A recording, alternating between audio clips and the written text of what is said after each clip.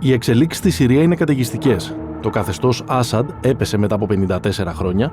Ο πρόεδρος Μπασάρ Αλ-Άσαντ διέφυγε στη Μόσχα, όπου η Ρωσία χορήγησε άσυλο σε εκείνον και την οικογένειά του, ενώ ο συνασπισμός των ανταρτών, Χαγιάτ Ταχρήρ Αλ-Σάμ, έχει πια τον έλεγχο και της πρωτεύουσας Δαμασκού. Τα ειδησιογραφικά δίκτυα σε όλο τον κόσμο φιλοξενούν εικόνες με ανθρώπους να πανηγυρίζουν στους δρόμους, αλλά και αναλύσεις ειδικών που ανησυχούν για την επόμενη μέρα. Θα υπάρξει κενό εξουσίας? Μπορούν οι τζιχαντιστές να ανοικοδομήσουν ειρηνικά τη χώρα? Πώς εξελίσσεται η γεωπολιτική ισορροπία των μεγάλων δυνάμεων που έχουν συμφέροντα στην περιοχή? Και έπειτα, πώς επηρέασαν τις εξελίξεις, αλλά και πώς θα επηρεαστούν από αυτές τα υπόλοιπα ανοιχτά πολεμικά μέτωπα από τη Μέση Ανατολή ως την Ουκρανία? Είμαι ο δημοσιογράφος Παναγιώτης Μένεγος και σε αυτό το επεισόδιο του Small Talk, της σειράς podcast του IMED, με συζητήσεις για έναν κόσμο που αλλάζει, χωρίς πάντα να τον προλαβαίνουμε, φιλοξενώ τον Σωτήρη Ρούσο, καθηγητή στο Πανεπιστήμιο Πελοποννήσου, με αντικείμενο διεθνείς σχέσεις και θρησκεία στη Μέση Ανατολή. Θα μας βοηθήσει να καταλάβουμε τη σημασία των γεγονότων των τελευταίων 24 ώρων στη Μέση Ανατολή, τις αιτίες που τα επιτάχυναν, αλλά και τα σενάρια για το άμεσο και μακρινό μέλλον.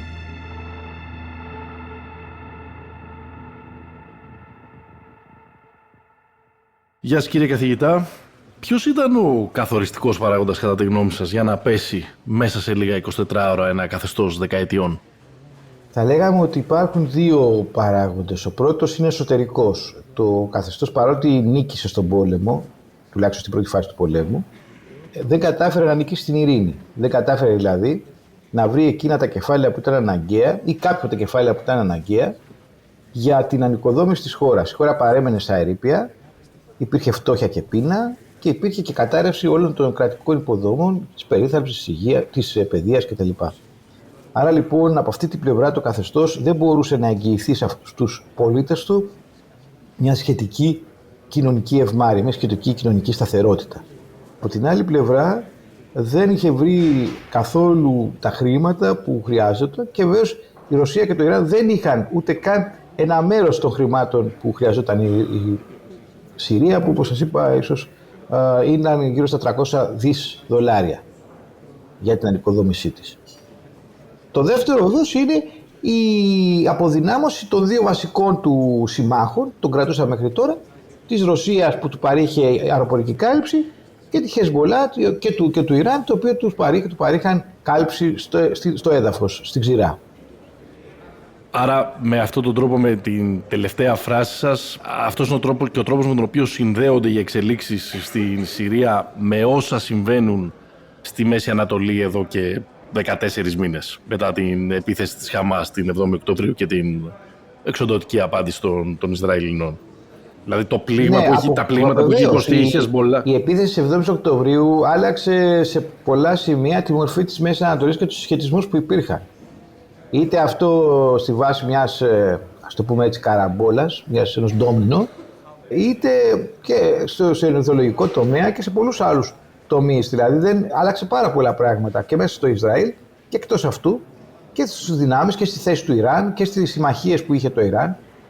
Το πρόβλημα, αν θέλετε, από την παλαιστινιακή πλευρά είναι ότι κατά πάσα πιθανότητα οι αλλαγές που ήρθαν, τουλάχιστον αυτές που φαίνονται αυτή τη στιγμή, γιατί δεν μπορούμε να μιλήσουμε για το τι συνέβαινε, θα συμβεί σε 10 χρόνια από τώρα, αλλά τουλάχιστον όπως τις βλέπουμε τώρα τις αλλαγές αυτές, δεν είναι προς το συμφέρον των Παλαιστινίων. Δεν γέρνουν την πλάστικα δηλαδή υπέρ των Παλαιστινίων. Γιατί το Ισραήλ βγαίνει κερδισμένο από αυτό το ντόμινο? Το Ισραήλ βγαίνει κερδισμένο και γιατί το μεγάλος αντίπαλός του, που είναι το Ιράν στην περιοχή, είναι πολύ αποδυναμωμένο, χάνοντας, αν θέλετε, ένα από τους πολύ βασικούς συμμάχους του, που ήταν η Συρία, χάνοντας έναν διάβλο επικοινωνίας, το βασικό διάβλο επικοινωνίας με την Χεσμολά μέσω της Συρίας. Άρα λοιπόν το Ισραήλ έχει καταφέρει μάλλον δεν έχει καταφέρει το ίδιο, αλλά εν πάση περιπτώσει η κατάσταση που έχει δημιουργηθεί έχει καταφέρει να φέρει ένα σοβαρότερο πλήγμα, ένα συντριπτικό θα έλεγα πλήγμα στον άξονα της αντίστασης που έχει δημιουργήσει το Ιράν. Την στάση των Ηνωμένων Πολιτειών Αμερικής και της Ρωσίας, πώς την σχολιάζετε, πώς την κρίνετε? Η Ρωσία είναι μια στάση ανάγκης.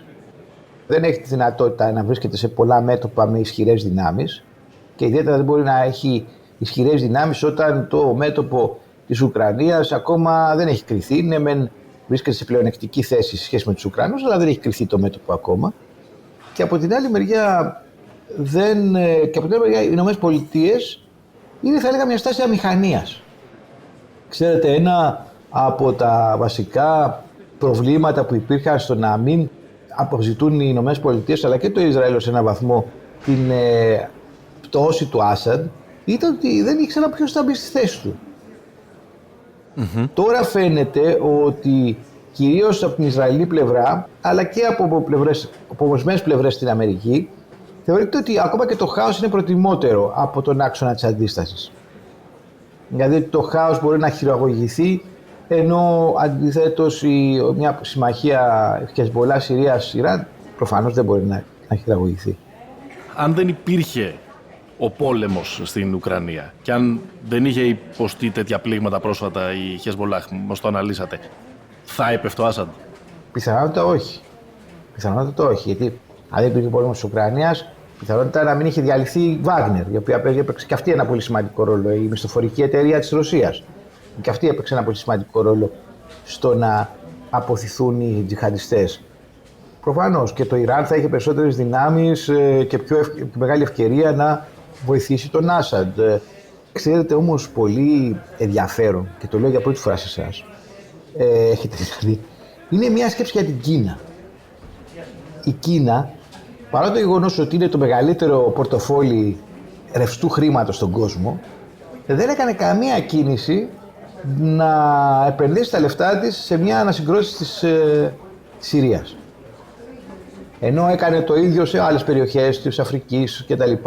Στη Συρία δεν το έκανε αυτό. Προφανώς γιατί δεν ήθελε να έρθει σε μια μετοπική σύγκρουση με τους Αμερικανούς ή και με τους Ισραηλινούς σε μια τόσο μακρινή περιοχή για αυτήν.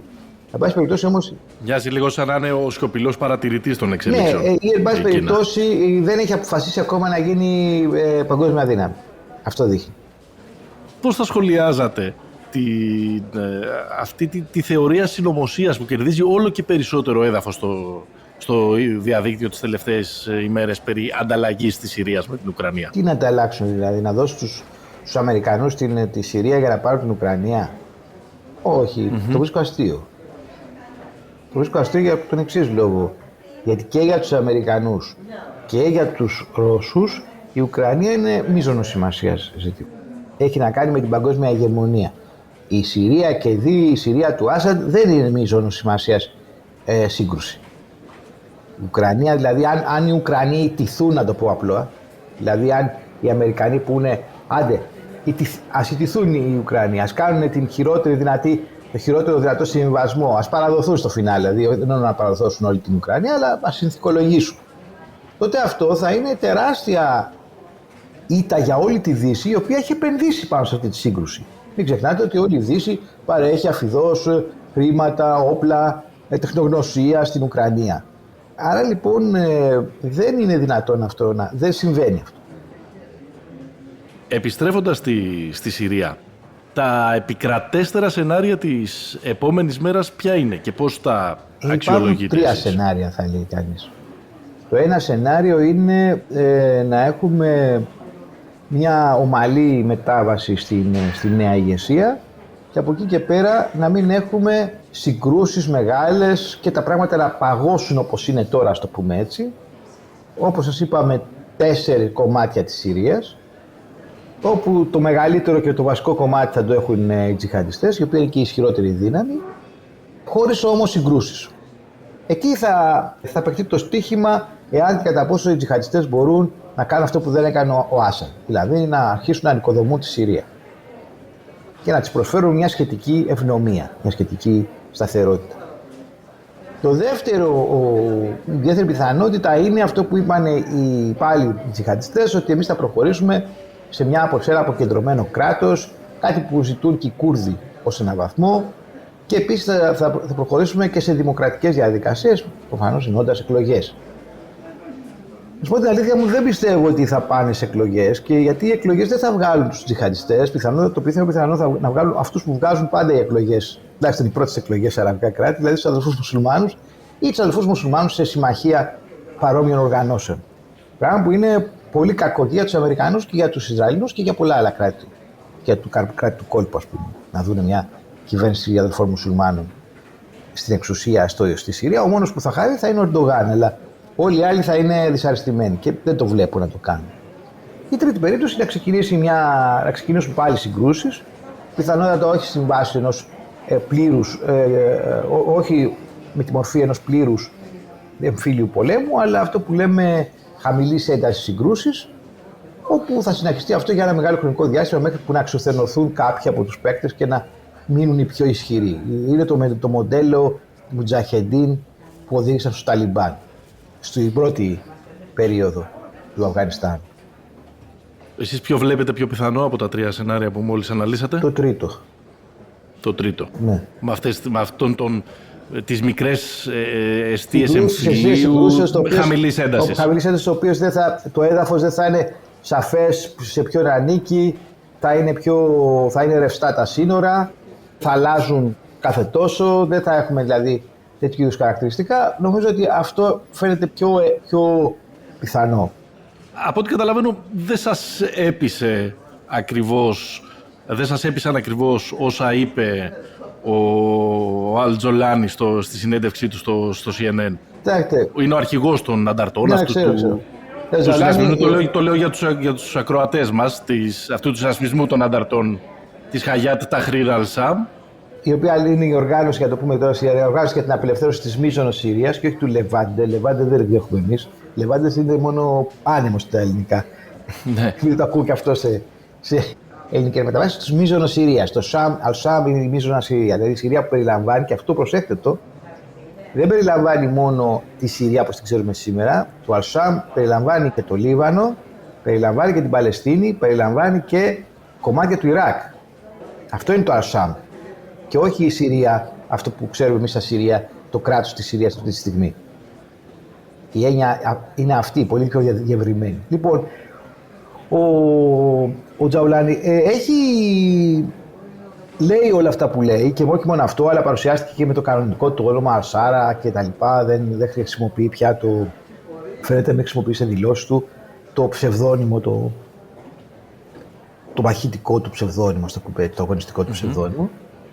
Ναι, πούλησε, αν μου επιτρέπετε η λέξη, ένα πιο μετριοπαθές πρόσωπο, προσπαθώντας να μιλήσει για μια μετριοπαθή διακυβέρνηση την επόμενη μέρα. Είχαμε ακούσει και από τους Ταλιμπάν, χωρίς να λέω ότι είναι το ίδιο πράγμα, όχι δεν είναι το ίδιο πράγμα, αλλά είχαμε ακούσει και από τους Ταλιμπάν ανάλογες μετριοπαθείς δηλώσεις πριν αναλάβουν, αλλά όταν ανέλαβαν, λόγω για τη δεύτερη περίοδο που ανέλαβαν, τώρα δηλαδή, τα πράγματα πήγαν όπως ήταν και χειρότερα όσον αφορά τουλάχιστον τις γυναίκες, την ελευθερία έκφρασης κτλ. Τα ανθρώπινα και δημοκρατικά δικαιώματα. Το δεύτερο στοιχείο είναι κάτι που μου είχε πει ένας Ισραηλινός καθηγητής πανεπιστημίου, που ήταν και ο ίδιος θρησκευόμενος. Και μου είχε πει από το όνομά του, αλλά εν πάση περιπτώσει δεν έχει και σημασία άλλωστε. Μου είχε πει ότι μην υποτιμάς, τους θρησκευόμενους ανθρώπους, αυτά που λένε οι θρησκευόμενοι άνθρωποι, γιατί συνήθως πιστεύουν αυτά που λένε. Έτσι λοιπόν, εγώ δεν θα καθίσω σε αυτές τις δηλώσεις, θα καθίσω στην όλη πορεία του Τζολάνι, το οποίος ήταν μια πορεία πολύ συνεπής μέσα στο τζιχαντιστικό κίνημα. ISIS, Al-Qaeda, Νούστρα, πολύ συνεπής. Δεν μπορώ να καταλάβω δηλαδή πώς αυτός θα αλλάξει. Εκείνο που πρέπει όμως να πούμε είναι ότι υπάρχει μια διαδικασία μόρφωσης, μια μορφωτική διαδικασία ως προς τη διοίκηση, που έχουν αυτές οι οργανώσεις από το Ισλαμικό κράτος, το ISIS. Και ποια είναι αυτή? Το ISIS χρησιμοποίησε στη διοίκησή του τα κατώτερα στελέχη της διοίκησης που προέρχονταν κυρίως από τον Μπααθ. Δηλαδή δεν έκανε αυτό που λέμε από μπααθικοποίηση. Χρησιμεύσε αυτή η κατώτερη γραφειοκρατία, δημοσιοπαλληλική γραφειοκρατία, για να συνεχίσει να διαχειρίζεται την κυβέρνηση. Νομίζω ότι κάτι τέτοιο θα δούμε και εδώ. Ότι έχουν κάνει κάποια βήματα μπροστά όσον αφορά τη διαχείριση, ας πούμε, της επόμενης μέρας. Ακριβώς. Δεν θα πάνε να σφάξουν τους πάντες και να τους διώξουν, γιατί ακριβώς αυτό θα οδηγήσει σε κατάρρευση του κράτους. Σε περαιτέρω κατάρρευση του κράτους. Μπορεί να συμβεί αυτό στην Συρία, εν πάση περιπτώσει. Επίσης, θα έχουν να αντιμετωπίσουν ένα άλλο στοιχείο, το οποίο ήταν και διαλυτικό στοιχείο για την Συρία του Άσαντ στη δεύτερη περίοδο, με την περίοδο μετά τον πόλεμο. Και αυτή είναι η παραγωγή του Κάπταγκον. Η Συρία θεωρείται μία από τις, αν όχι η μεγαλύτερη παραγωγός Κάπταγκον, ενός συνθετικού ναρκωτικού, αν δεν κάνω λάθος, το οποίο μάλιστα λένε ότι είναι πιο ισχυρό και από το έκστασης. Δεν το έχω δοκιμάσει, δεν μπορώ να σας πω, αλλά ούτε το έκσταση έχω δοκιμάσει για να συγκρίνω. Οπότε είναι πάρα πολύ σημαντικό αυτό. Πώς θα αντιδράσουν τα καρτέλ των συμμοριών, οι οποίες αυτή τη στιγμή έχουν τεράστιο κέρδος από την πώληση ναρκωτικών. Είναι ένα άλλο στοιχείο που επίσης θα πρέπει να αντιμετωπίσει. Πρέπει να αντιμετωπίσουν οι τζιχαντιστές. Το οποίο το εξάγουν αυτό το ναρκωτικό στη Δύση. Σε όλο τον κόσμο. Και σε ένα μεγάλο βαθμό βασίζεται και η μαύρη οικονομία του κράτους που πρέπει να οικοδομήσουν. Μόνο αυτό έχει. Μόνο αυτό έχει. Δεν είχε τίποτε άλλο. Δεν υπήρχε τη γεωργία ούτε τίποτα άλλο. Αντιλαμβάνεστε λοιπόν ότι και μόνο αυτό θα μπορούσε να οδηγήσει σε συγκρούσεις. Ναι. Οι τζιχαντιστές, αλάφοι, ιδεολογικά είναι εναντίον των ναρκωτικών. Αυτό όμως δεν σημαίνει και πολλά πράγματα. Σε πτήσεις συμβιβασμού που μπορεί να κάνουν τελικά. Προκειμένου να τροφοδοτήσουν και να χρηματοδοτήσουν ακριβώς. Τον αγώνα τους που έχει πάντα και το. Ναι, και εν πάση περιπτώσει, και το θρησκευτικό. Αν τα ναρκωτικά πηγαίνουν για τους άπιστους, ναι. Μικρό το κακό. Είναι ακόμα περισσότερο εμπίπτουν στην κατηγορία ο σκοπός αγιάζει τα μέσα. Πάντως αυτό που ξεκίνησα να λέω πριν είναι ότι είναι κάπως τραγικά ηρωνικό να βλέπεις την επόμενη μέρα που σιγά σιγά διαμορφώνεται και να βλέπεις και την HTS, την Hayat Tahrir al-Sham, να είναι ένας ασπισμός από αντάρτες που έχουν χαρακτηριστεί τρομοκράτες 10 εκατομμύρια από τις ΗΠΑ, ενώ ο ίδιος ο Τζαολάνι έχει επικηρυχθεί με 10 εκατομμύρια δολάρια. Δηλαδή, και δεν έχει βγει ακόμα από τις λίστες. Είναι ένα θέμα αυτό. Ότι η HTS δεν έχει βγει από τις λίστες ούτε τις τρομοκρατικές, ούτε την αμερικανική, ούτε τις ευρωπαϊκές. Και γενικότερα τις δυτικές, ούτε τις καναδικές, ούτε τις αυστραλιανές. Άρα εδώ υπάρχει ένα ζήτημα. Ούτε ο Τζολάνι είχε αντιμετωπίσει αυτή τη στιγμή κάποια καλύτερη μεταχείριση. Δεν έχει πει κανείς ότι τώρα θα τον δεχθούμε στις πρωτεύουσές μας ή ότι δεν τρέχει λόγος, δεν υφίσταται λόγος να το συλλάβουμε. Άρα και αυτό είναι ένα ζήτημα πώς θα ξαναενσωματωθεί η Συρία στο διεθνές προσκήνιο ή στο διεθνές σύστημα, συγγνώμη. Υπό αυτή την ηγεσία. Υπό αυτή την ηγεσία. Ο Άσαντ μπορεί να παίξει κάποιο ρόλο ακόμα και από την εξορία του στη Ρωσία ή τον θεωρούμε πολιτικά, στρατιωτικά ή με οποιονδήποτε άλλο τρόπο τελειωμένο? Ο Άσαντ μπορεί να παίξει ρόλους στο κατά πώς θα συμπεριφερθεί η αλαουιτική κοινότητα, η οποία είναι γύρω στο 12% του πληθυσμού, και βεβαίως κάποια ένοπλα τμήματα των ειδικών δυνάμεων, τα οποία του είναι πιστά και τα οποία είναι και αυτά αλαουιτικά, κατά 80-90%. Σε αυτό μπορεί να παίξει ένα ρόλο. Εξηγήστε μας λίγο τι σημαίνει αυτό. Κοιτάξτε, η Συρία έχει 65% Σουνίτες μουσουλμάνους, ένα 10 με 12% ίσως και παραπάνω Αλαουίτες, οι οποίοι είναι ένα θρήσκευμα που είναι κατά βάση Σιήτες μουσουλμάνοι, αλλά με πολλά στοιχεία από τον χριστιανισμό και από τον ζωραστρισμό. Είναι οι χριστιανοί της Συρίας, το μεγαλύτερο μέρος από αυτούς είναι ορθόδοξοι χριστιανοί, οι οποίοι και αυτοί ήταν ένα 15%, τώρα έχουν μειωθεί σε κάτω από 10% λόγω της μεγάλης φυγής τους, μεγάλης προσφυγιάς, και βεβαίως και οι Κούρδοι, οι οποίοι αποτελούν πάλι ένα 20% πάνω κάτω του συνολικού πληθυσμού, 20-25% σήμερα.